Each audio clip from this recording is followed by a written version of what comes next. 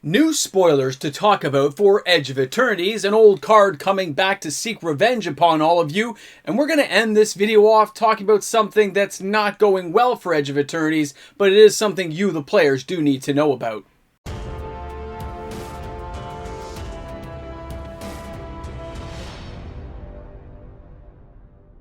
I thought we'd start today's video with a little bit of revenge from the past.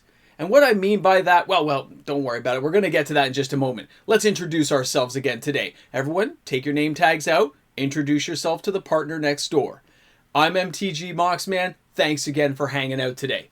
Now, when I say revenge of the past, I do mean a card that most of you know if you've been on my channel more than a hot minute that I have a lot of copies. So you could skip this part of the video and just say you never saw it, but at the same time, it is something to discuss because it lets you know and it gives you a little bit of an insight into what Wizards of the Coast's longer term plans are for many cards and how to interpret what the value really should be for that card. So let's jump in here and let's take a look at Mox Amber.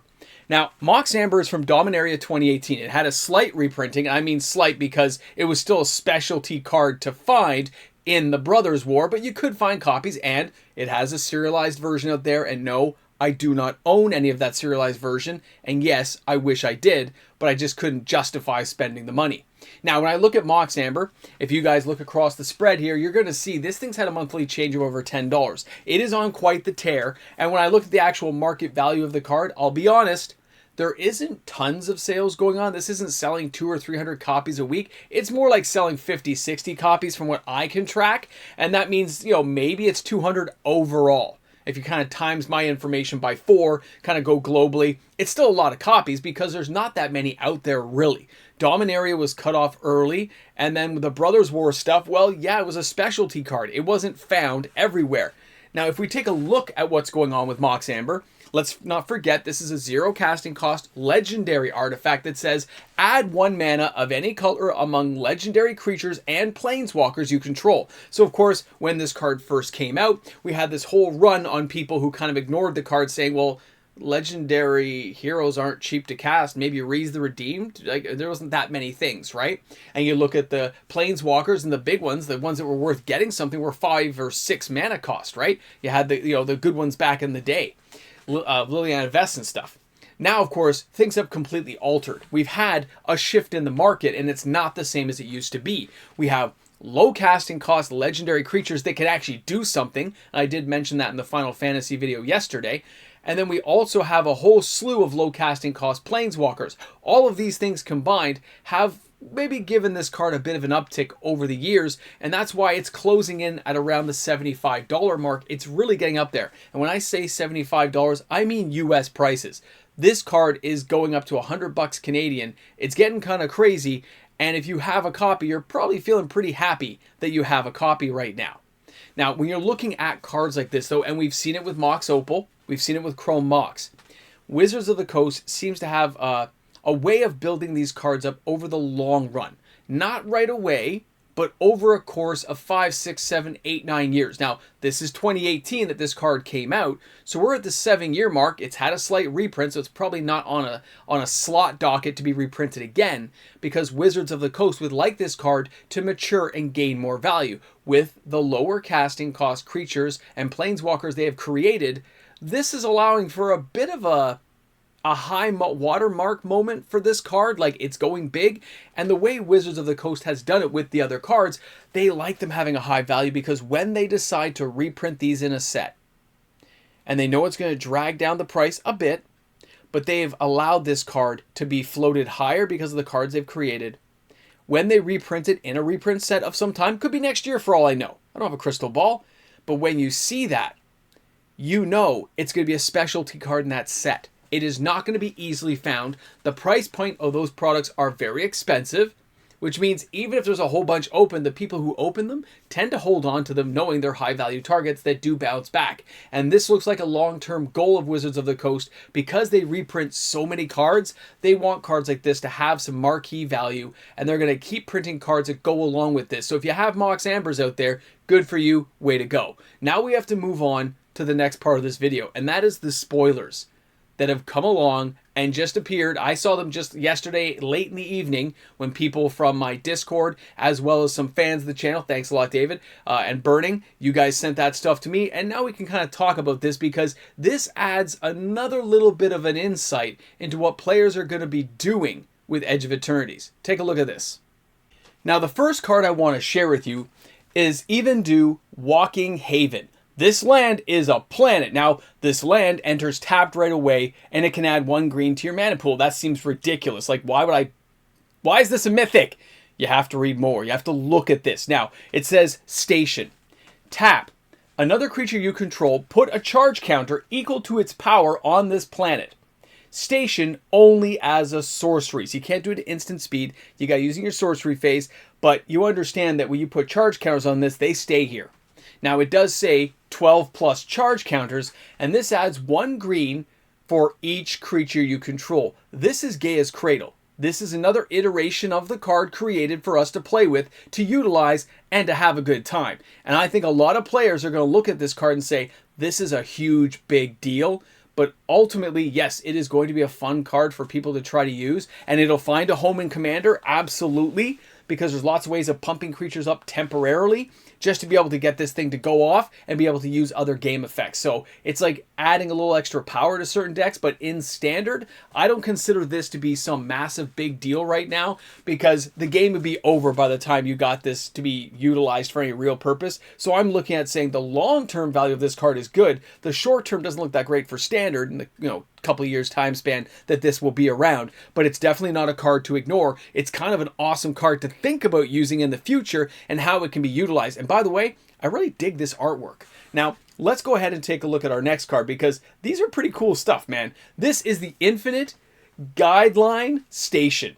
1 of each color. It's a 7/15, and again, it's 12 to station it. But it says here, when Infinite Guideline Station enters, create a tapped 2/2 colorless robot artifact creature token for each multicolored permanent you control. And that's pretty awesome.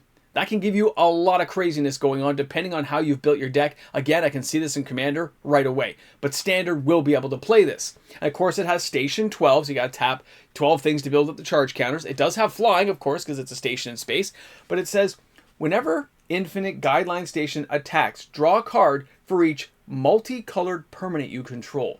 This reminds me and harkens back to other cards we've seen back in the day that allow that drawing ability. Now, a lot of people will look at this and say, it really can't do anything, can it? It's going to take 1 of each color. It's going to be crazy to put out.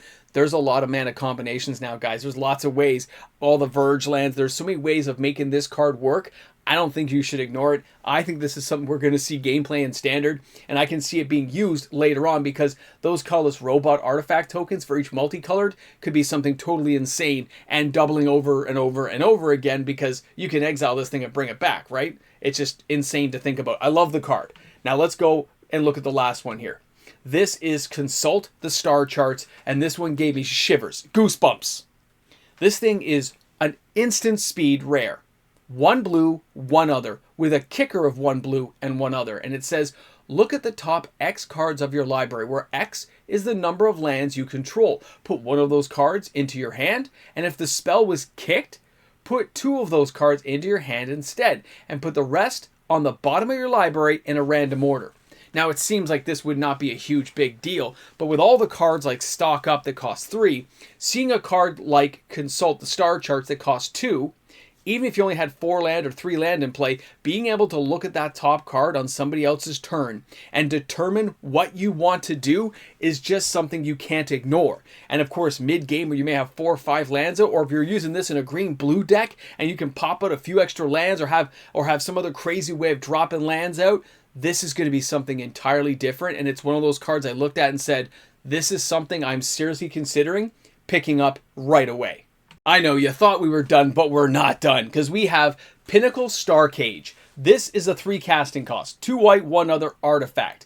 When it enters, you exile all artifacts and creatures with mana value 2 or less until this artifact leaves the battlefield. This takes care of a lot of token generated armies right now, so keep this card in mind.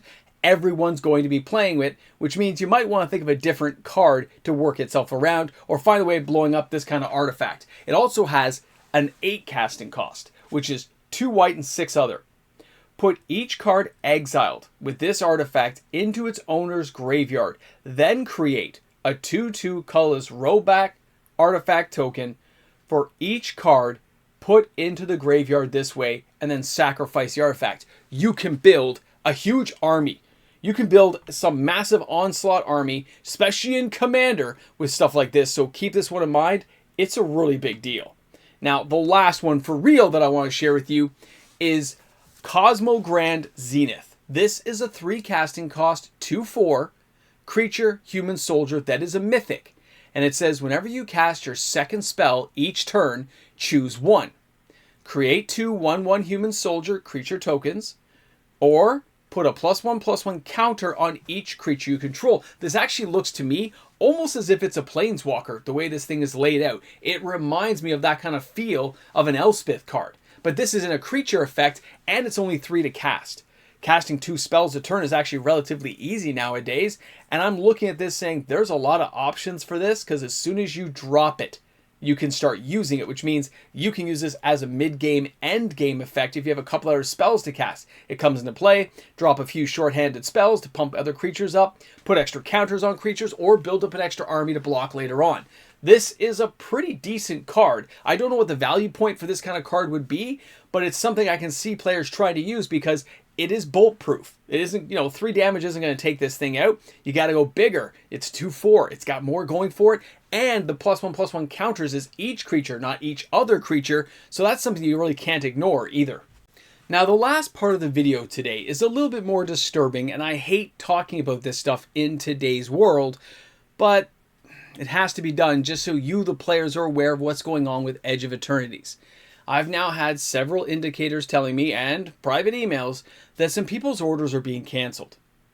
Now, this has not happened in Canada as of yet. This is in the United States. And this is several people who said they put early orders in only to see them canceled or reduced.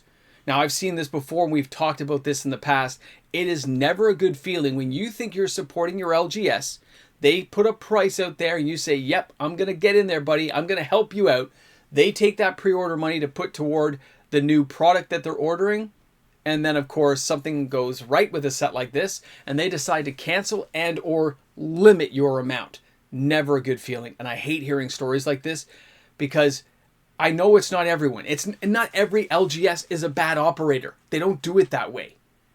But the odd time these kind of things happen, and the fact it's now happened to more than a few people, it's something I just want to mention to everyone that if you've pre-ordered and you got a good relationship with your LGS, just check in, make sure everything's cool, make sure there's no problems with allocation numbers that they're getting, as far as they can tell, at least at this point. And of course, you have a good enough relationship to say, hey, we're not like changing prices or stuff, right?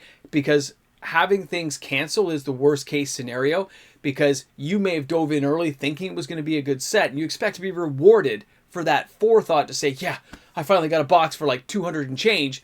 To see them jump up to 350, 400, like here in Canada, it's like 4+, right? Hearing those things get switched up is never a good feel. And judging by some of the cards we've seen, it's probably going to go higher. And that just puts a bad taste in a lot of people's mouths when you have to cancel these things. So I'm sorry we're talking about this. I know it's one of those touchy ones, but I'm glad people at least let me know it was happening. Just so we can at least clear the air and just say, check in with your LGS. I have not heard of any being canceled in Canada, only the United States right now. So it's kind of a bummer. And if you've had orders canceled or reduced, yes, please reach out to the Moxman. Let me know so I can compile a bigger list to see how deep it's going. And I'd like to privately see, and I don't really name LGSs, you guys know that. I'd like to see privately if some of these LGSs are lining up with other LGSs that have done it. I just want to see how the names kind of correlate, okay? So thanks again for hanging out. Thanks for being here on the channel. I'm looking forward to this weekend. We've got the top 10, the hottest selling cards in Magic the Gathering on Saturday, and I'm waiting to see now just how intense Final Fantasy is going. And then, of course, Sunday we have the reserve list top 10, the hottest selling cards of the reserve list this week. And I think we're going to be in for a bit of a surprise there, but we'll have to check those numbers to make sure. Thanks again for hanging out. See you guys this weekend. Have an awesome day today. Hey guys, a big shout out and thank you to the fantastic patrons of my channel. Because of that continued support, daily uploaded videos keep happening, and I appreciate each and every one of you for supporting this channel. So if you're a patron on my channel, if you're a YouTube membership member, epic. Thanks again for supporting. I wouldn't be here without you. And of course, this weekend we have the Patreon giveaway, so don't forget to show up, guys. You never know who you're going to win with. Who you're going to win with? Or who's going to win? Who's going to win? Yeah, that's right. Okay. Welcome back to the Ramble Jamble. No coffee. I know. I'm heartbroken, shattered. I'll make up for it later. But here, I want to give you guys something. We're here at the end. And you notice at the beginning of the video, I didn't mention that I had the most Mox Ambers. I didn't say it. It was hard not to. But that was actually just a piece of due diligence and information, so it had nothing to do with the fact that I maybe have the largest portion of these cards, largest piece of the pie in the world. That being said, the card price would be going up whether or not the copies I have flowed into the market. It would still be going up. It may be a temporarily dip down because of the sheer volume I could dump, but that would not change the overall impact of a card like this going up. It's something to consider. I don't think a lot of people think about these cards that way, but Wizards of the Coast is trying to manage. They're trying to manage the IP product level. They are trying to make sure these cards keep a certain level of value. Okay, like any good company should, they want their assets to be worth something. They've created them. They want to assist in their growth and development, which is why they add lower casting cost planeswalkers. They add a few tweaks here and there, and they offer that kind of, Same as Mox Jasper. It may not be a big thing yet, but it could change around if we get some really key marquee cards that can be linked into that at some point down the road. Now, it's still a little overpriced for my liking, but if it dropped low enough, would I buy copies? Yeah. If it goes $5 or below, the Mox man starts buying. It's a Mox. I can't help it. Now, Mox Tantalite, they have to do something big to make that card go off, right? It has to be big. Because of the fact it's at a suspend 3, it's not in the same realm as many of these other cards we're talking about, especially Mox Amber, which connects to two key points of Wizards' interest when you look at the creature types and planeswalkers of this game. So they're not quite the same there, but they could become something later on, which is why it's good to have a toe in there, at least have a few copies, just in case. Even if you have to sit on for 10 years until they do something with it. Anyway, thanks again for hanging out. Thanks for being here. See you guys this weekend. Ramble. Jamble.